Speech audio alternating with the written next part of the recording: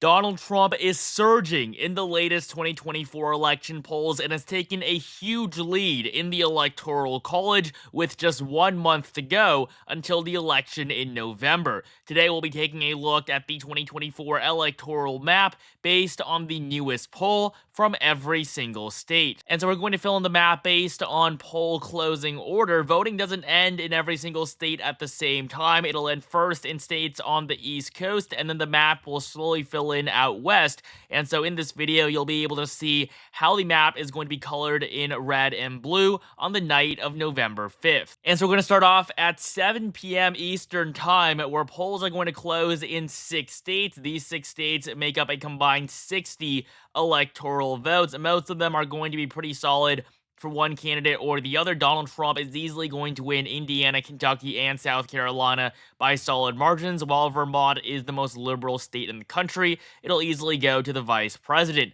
Virginia, though, is going to be much more competitive. Many polls have it as a toss-up. In fact, a recent Research America poll has the vice president ahead by just 1%. The latest Emerson College poll, though, does show her up by 7. This is probably overestimating her support. Emerson College does tend to lean to the left, but based on the newest poll that we have, Virginia is going to be likely blue, but just barely. Down in Georgia, we have our first swing state, a state that Joe Biden won in the last election. Georgia is going to be very close once again, but this time Donald Trump has the lead. He's ahead in the most recent Atlas Intel poll. Atlas Intel was the #1 most accurate pollster in the 2020 election, and looking at the spread of the last 8 polls conducted in the Peach State, Kamala Harris leads in just 2 of them. There's no doubt that going into October, the former president has a huge advantage in the swing state of Georgia, which is going to be tilt red on our map. Next up, at 7:30 p.m., voting will end in 3 additional states. Trump is easily going to win West Virginia, while in Ohio, he's on track to carrying the Buckeye State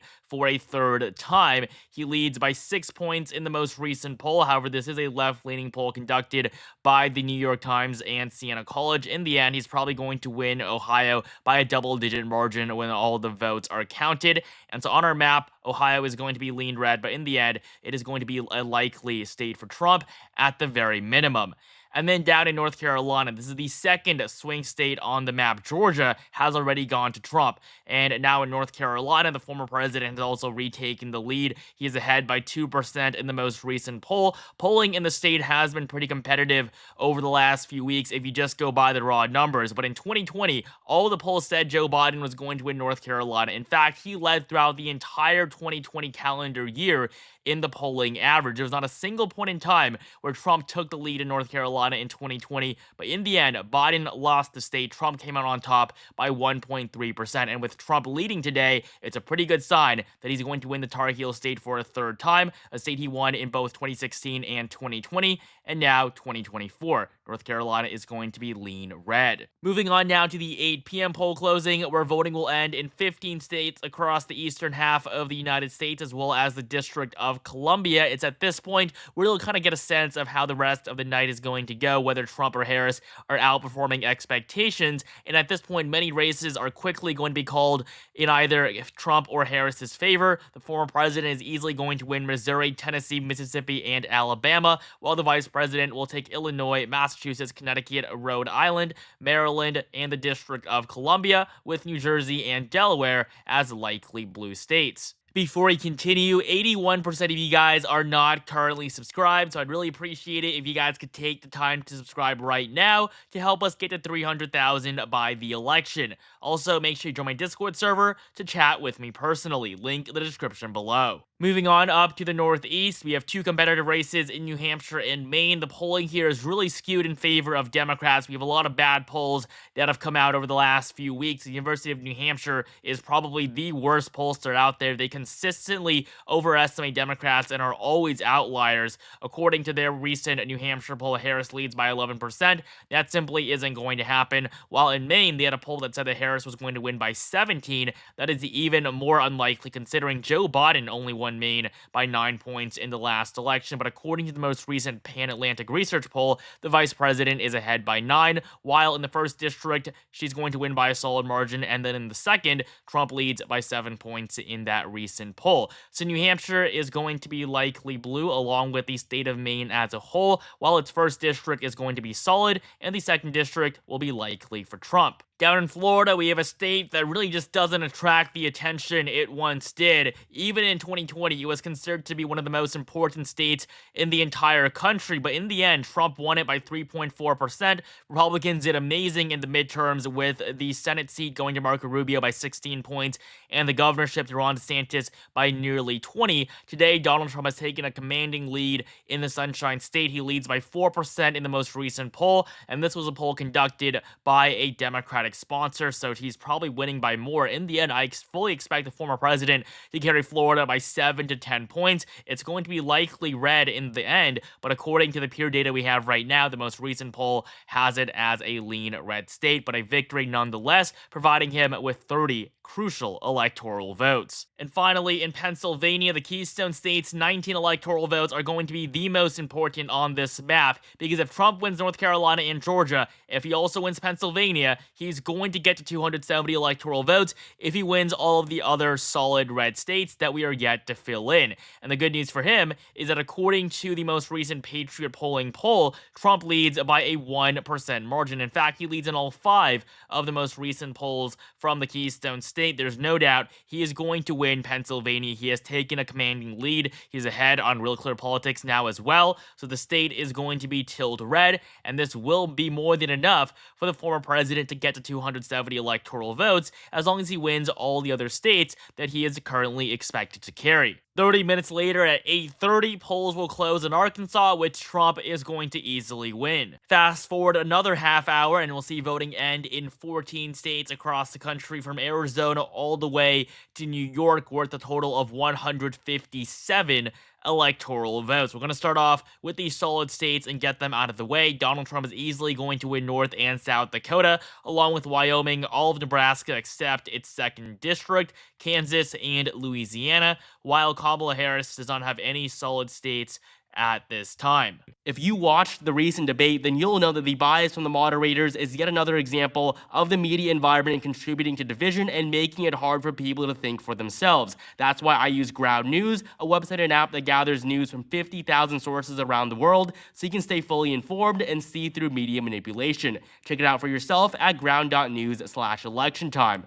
We can see here that there are over 600 articles on a recent story asking who won the Harris-Trump presidential debate. If we look at the coverage details and bias distribution, we can see which news sources cover this story, along with a breakdown of the political leaning of the outlets reporting. 41% of them lean left, while 22% lean right. If we want to compare headlines, we can see an outlet on the left reporting Harris won the debate, and it wasn't even close, while this headline from an outlet that leans right calls out the biased moderators from ABC. Within competitive states, we're going to begin in Colorado, where Kamala Harris leads by a double-digit 10-point margin in the most recent poll. This poll conducted by Morning Consult and Bloomberg. They are probably one of the most biased pollsters out there. Their polls are always outliers. Colorado's probably still going to go to Kamala Harris, but likely by around a 7-point margin. But based on just the data we have right now, the state is going to be likely blue, but I expect it to be a lot closer than what the polls are currently telling us. While in New Mexico, the vice president leads by 8% in the most recent Survey USA poll. This is a little bit more accurate. She's probably going to win the state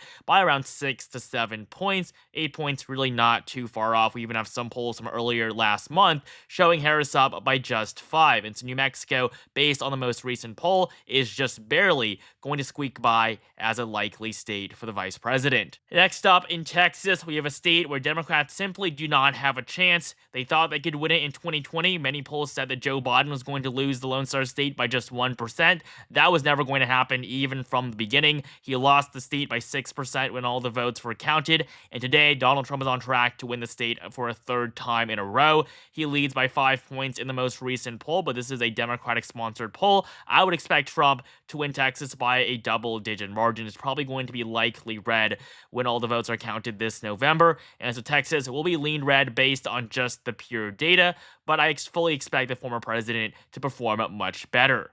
The second district of Nebraska is going to be likely blue, with Kamala Harris leading by 9 points in the most recent poll. And then we have one more likely blue state at this hour, and that will be the Empire State of New York, which is surprisingly competitive. Kamala Harris leads by 14 points in the most recent poll. In fact, just one out of the last five polls has her ahead by a solid 15-point margin, despite every single Democrat since Bill Clinton in 1992 having been able to win New York by 15 percentage points or more. She's currently on track to pull off the worst performance in this state since Michael Dukakis in 1988. The Empire State will be likely blue on our map.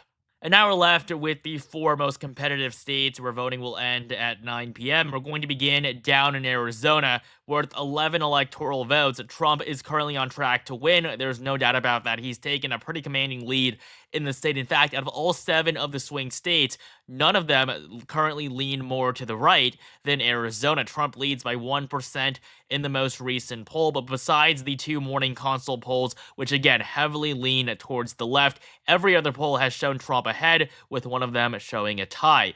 And so currently, the state of Arizona is going to be tilt red based on the most recent poll, but Trump is performing a lot better than he was in 2020 when he lost the state entirely to Joe Biden. Moving up now to the Midwest, we have Minnesota. This is Tim Walz's home state. Kamala Harris chose Minnesota's governor to be her running mate, and according to the most recent poll, she leads by 6%. In fact, none of the polls released in September show Kamala Harris leading by more than 7 points. In fact, every single one of them has her underperforming Joe Biden's 7.1% margin from back in 2020. And when Joe Biden ran in the last election, he did not have Minnesota's literal governor on the ticket with him. So Kamala Harris leading by anything less than 7 points is pretty abysmal, and it's a sign that she is going to perform much worse than Joe Biden did 4 years ago. Minnesota is going to be lean blue on our map, with the most recent poll having her ahead by just 6 points. This is not where she wants to be. Next up in Wisconsin, I can see this being the closest state in the country. It's probably going to be decided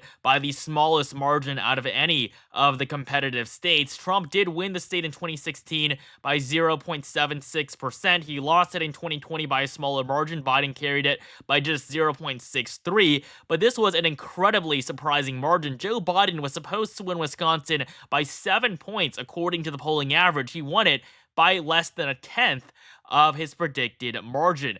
And so today, Donald Trump leads in the most recent Atlas Intel poll. Once again, this was the most accurate pollster of the 2020 election cycle. Trump leading in any poll from Wisconsin is a pretty big deal, because 4 years ago, we had just lines of polls showing that Biden was going to win by 6, 7, 8, double digits sometimes, and he eventually won the state, but by a much lesser margin than anyone could have expected. And so this is yet another sign that Trump is doing much better than he was in 2020, with Wisconsin currently as a tilt red state on our map based on the most recent poll. And then in Michigan, Trump has also taken the lead here. According to the latest Atlas Intel poll, he leads by a 4% margin. We have a previous poll from the New York Times. It shows an even race between Harris and Trump, and considering that the New York Times is a left-leaning pollster, this is a pretty good result for the former president. And on top of that, you have to consider the fact that Michigan has always underestimated support for the former president. In 2016, he wasn't even supposed to get anywhere close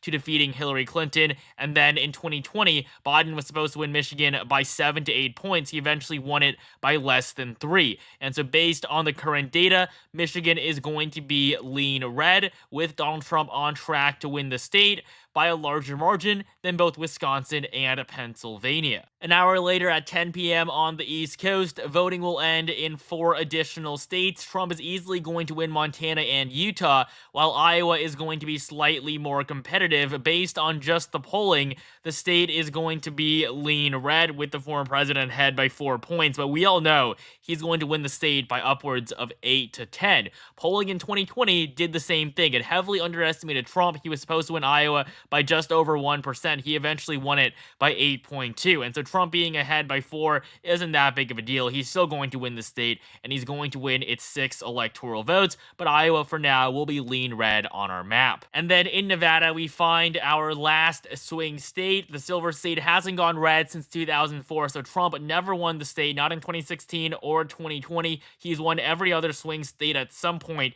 in the last 2 election cycles, but Nevada is one that he's never been able to capture. capture. Looking at the polling today, Kamala Harris leads by just 1%, but the tides here are turning.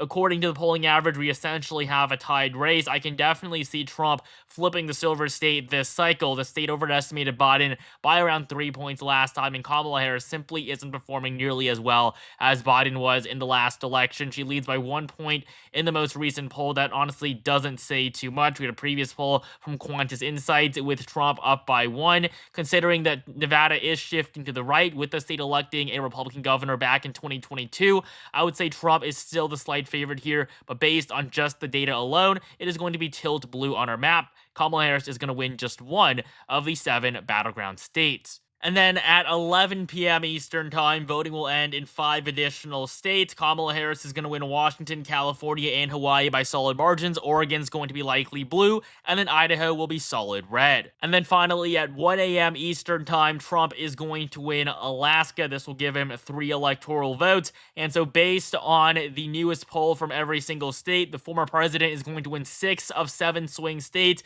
This will give him 306 electoral votes to Kamala Harris's 232. Trump has now taken a commanding lead, particularly in the Midwest. Thank you guys so much for watching. Make sure you like, comment, and subscribe right now for more content.